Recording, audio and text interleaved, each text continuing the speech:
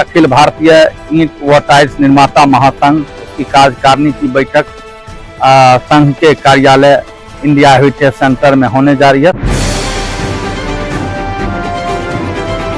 Bihar TV times, खबरों की रफ्तार।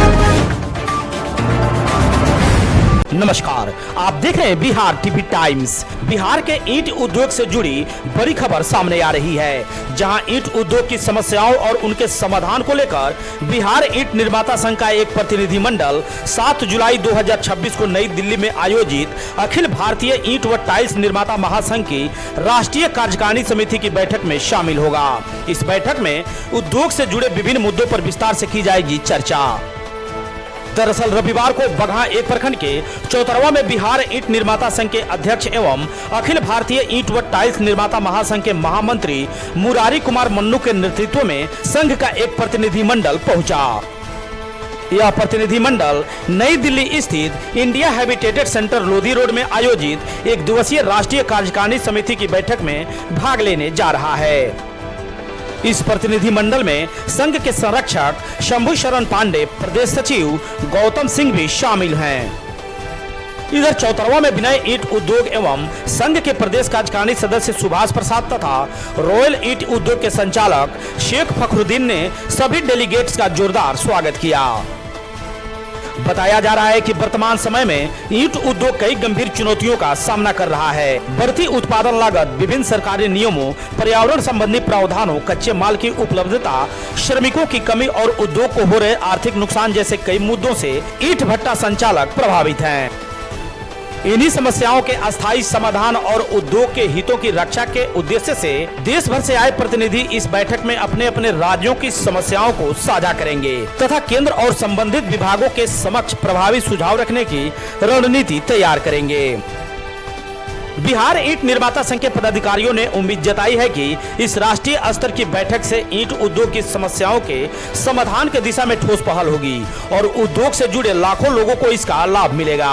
साथ ही उद्योग को आर्थिक रूप से मजबूत बनाने और भविष्य की चुनौतियों से निपटने के लिए साझा रणनीति भी तैयार की जाएगी।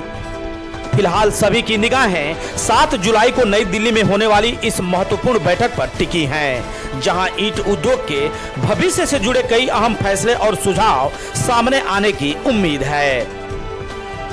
अभी ईंट निर्माण उद्योग जो है वो संक्रमण काल से गुजर रहा है और हम लोगों के ऊपर सरकार के द्वारा काफी जीएसटी थोप दिया गया है, जो असहनीय है।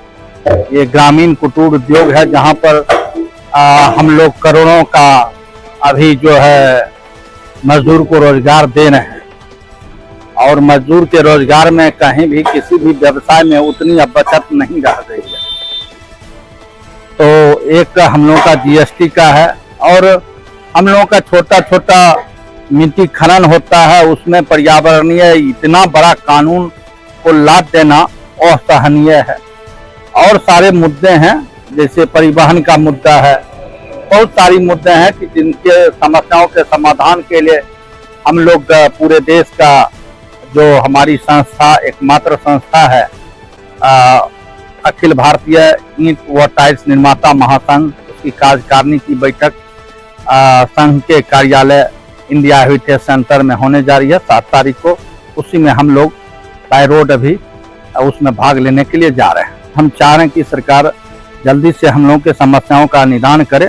मेरा नाम मुरारी कुमार मन्नू हुआ। उसी के समाधान के लिए हम लोग भारत सरकार से ये मांग कर रहे हैं कि उसके लिए जो स्वच्छता प्रमाण पत्र पर्यावरण विभाग से देना है, क्योंकि हम 1 से 1.5 मीटर गहराई तक की मिट्टी खनन करते हैं, जो कि हमारे माइनिंग संक्रिया से बाहर है।